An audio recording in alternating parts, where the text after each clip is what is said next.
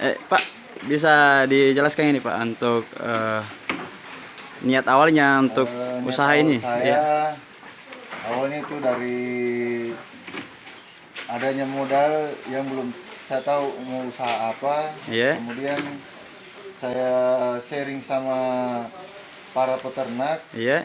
yang ada di sekitar kampung. Iya.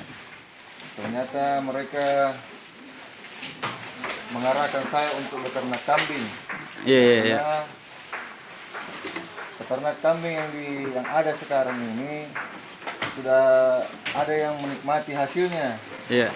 dan belum mempunyai kambing etawa.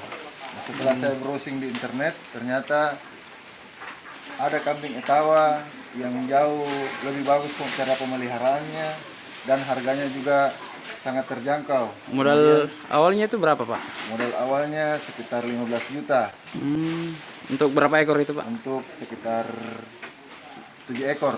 7 ekor, betinanya berapa, jantannya berapa? Betina itu hari saya pesan 5 ekor Iya. dan pejantan itu 2 ekor.